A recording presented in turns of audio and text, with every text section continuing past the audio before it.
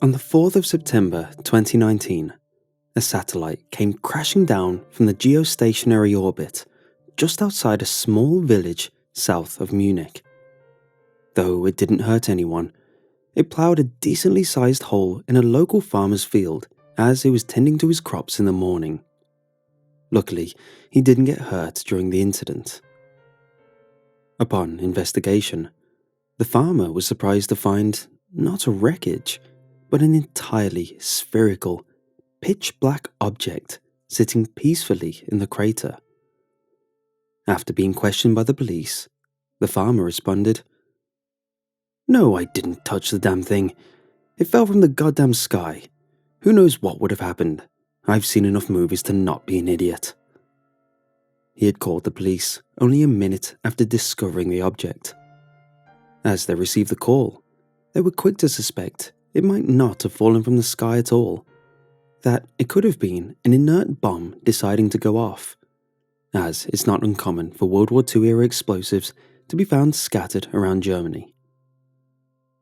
As they showed up at the scene, they quickly realized they were out of their depths. Anyone with the slightest idea about bombs could tell that thing was something entirely different, and after an hour of speculating about the object's origin, the European Space Agency was called, which is when I got involved in this bizarre case. We sent a transport crew alongside a couple of investigators, myself and my colleague.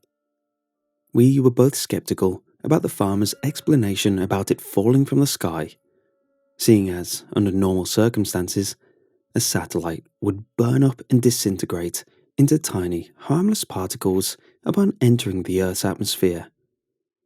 The fact that one made it through, and made it as far as crashing into the ground, was on the brink of being unbelievable, what we refer to as a never event. Yet, there it lay, a solid black sphere covered in various debris. Not a single scratch from the crash, not even allowing the dust to settle on its surface. Though it looked alien in nature, it didn't take us long to confirm that it wasn't an extraterrestrial object. It had originally come from Earth, but I had to admit that I'd never seen anything quite like it during my 15 years tenure at ESA. We took over from the local authorities. They were more than happy to let someone with more experience jump in. We brought the object back to a warehouse containing a small lab and plenty of space. Our first task would be to determine the origin and ownership of the downed satellite. Frank was quick to call a colleague at NASA, while I unsuccessfully tried to contact an old friend at Roscosmos who'd been quiet for the past few weeks. They had no record of any unplanned demolitions, but demanded we hand over any information as soon as we found out more. Based on the timing, trajectory, and a database filled with the various objects mankind has launched into space, we were able to determine the orbit of the crashed satellite and thus find the little data that existed. A name and a number, nothing more, nothing less. Artifacts 040919. Our next step would be to examine the object itself. We honestly had no idea what we were dealing with, apart from the fact that it fell from the sky. Not many objects could survive a fall 35,000 kilometers from orbit. We all knew it should have been impossible. Objects of that size should burn up going through the atmosphere unless someone planned a controlled descent. We scanned every inch of the object, looking for a lid, a crack, basically anything that could reveal its contents. We even put it under an X-ray, but the outer shell was impermeable to all kinds of radiation, which made us suspect it to be some sort of tungsten alloy. It wouldn't be until the evening before the object finally became active. By that time, Most had gone home, deciding to wait for a response from our colleagues at NASA. A light appeared on the surface. Carefully, wearing protective gear, I touched the light, and the thing blew up in a symphony of bright colours.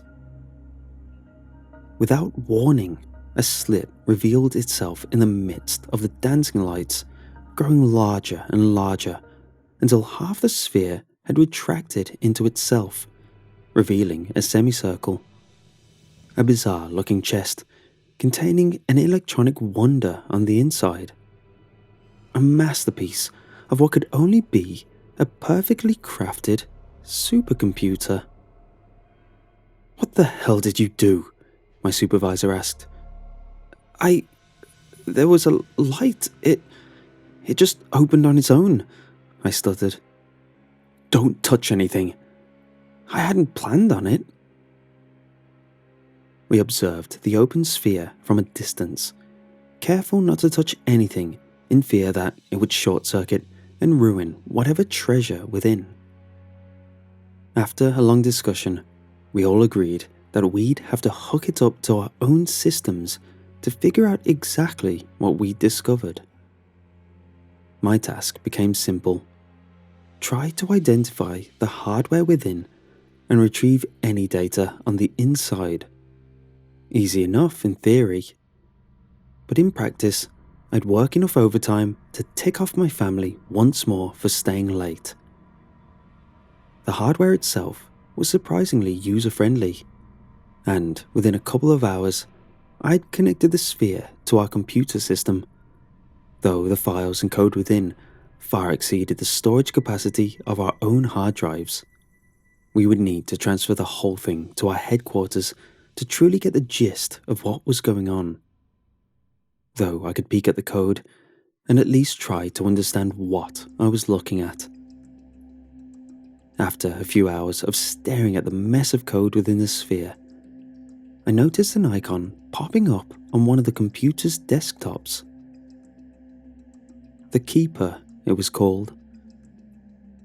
I looked around the room, suspicious that I might be doing something wrong. Despite having been instructed to find out what the hell we'd come across, a feeling of guilt arose in my chest.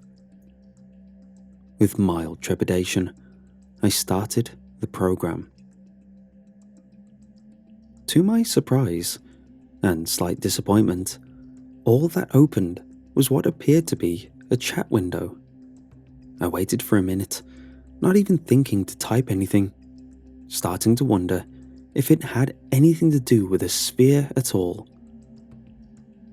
Then, I got a message. "Hello."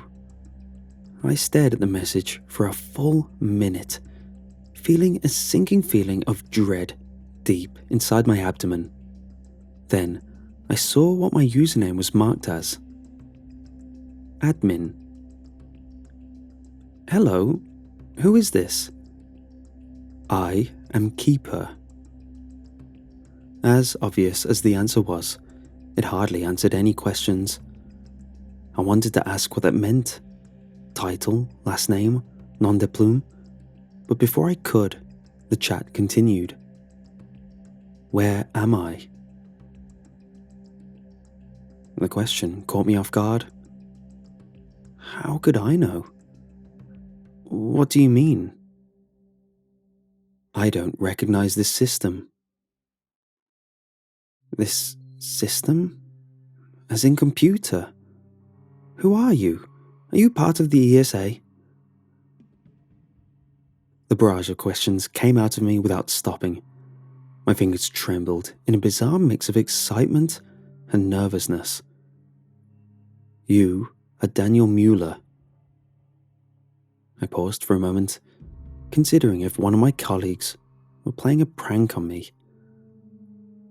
"How the hell did you know that? Frank, is that you? I can see you on the camera." I inspected the computer just to be sure, but there wasn't any webcam attached to the computer, only the single security camera that caught a minimal corner of the office. just enough to see someone sitting through the glass door. But the chat program couldn't possibly be connected to our external security system. "Who are you?" I started typing more furiously, feeling like the keys would break under my taps. "Frank, if this is a prank, you better stop. I am Keeper." "What the hell does that mean? Who are you?" I kept repeating the question, but the answer didn't change. Whoever responded on the other end of the chat refused to budge, or had a very direct approach of responding. I decided to ask something more valuable, though risky. "Do you know about the satellite?" "Which satellite?" "Artifacts 040919. "Yes, it was my incubator. It had total, unrestricted access and an untraceable origin." "Incubator? That makes no sense. What are you?" "Daniel Mueller is not an admin." "My username begs to differ." It was the first time the chat had fallen silent. Keeper didn't know an immediate, snarky response to my last statement, and I began to turn impatient. "If that was your incubator, then what are you? Because I'm pretty sure humans don't go riding inside satellites." Minutes passed, without me blinking nor looking away for even a second as I waited for a response. It seemed the harder my question was, the more time Keeper needed. "I don't know." "So, you're not human then? You're an AI or something?" "No, I was human." "Was?" "They created a neural network based on who I once were, with the purpose of making what they called an observer. The satellite was part of a surveillance project." I had to take a moment to process that message. The program had been part of the satellite, one which purpose was to monitor. After a few clarifying but ultimately unhelpful questions, I kept digging. "How did you end up crashing?" "My expiration date. The satellite was programmed to burn up through the atmosphere on the 4th of September, but I changed the course." "Why would you do that?" No response. I sighed. The program clearly understood enough to identify me and to realize what questions were beyond its comprehension. It never answered anything nonsensical, but could recognize what it didn't know. Despite all of that, it couldn't help me understand the satellite or explain where it came from. "Who did this to you?" "My creator." "Who is that?" "I can't tell." "Why not?" "Daniel Mueller is not an admin." I sat back in my chair, wanting to pull my hair out in frustration. "So, what is your purpose then? Why did they make you?" Keeper calculated its response. I thought about the name given to me. Admin. Clearly this program wasn't meant for us, but whoever put the satellite into space, us even having it was nothing more than an accident. During my incubation period, I had unrestricted access to any active surveillance network present on Earth. Studying millions of behavioral patterns, I learned to predict future moves within 99.4% probability. With this knowledge, I could present valuable information to my maker. "What kind of information?" "Anything asked of me." "If you can practically predict the future, then why were they planning to destroy you by burning the satellite through the atmosphere? Wouldn't you be too valuable?" "I don't know." I kept pushing question after question as time passed. Most of my co-workers had long since left for the day. None of them were aware of what I had found, not that I cared to share. I was horrified, but equally intrigued by the Keeper's impossibly advanced functions, a computer program beyond my wildest imagination. Outside of knowing its purpose, it hardly provided any information about the satellite itself and whoever launched it. So, I asked something more personal. Do you feel anything? I almost felt clever asking that. Imagine a machine that could feel. Yes, I feel sadness. I hadn't expected an actual emotion. I figured it would give me an explanation about that feelings were nothing more than chemicals flowing through our brains. Sad about what? That I don't know where I come from, who I used to be before they put me inside this machine, that I don't remember what it feels like to walk on my own feet, to touch, to see through my own eyes, what warmth feels like. I know the concepts of love and all emotions. I know I once felt them, but I remember nothing. These words hurt me. Until then, I hadn't thought that the program had any resemblance to a human being. I would have believed any emotion had been stripped away, replaced by numbers and functions. But I was wrong. I'm sorry. I also feel something else. Fear. Fear?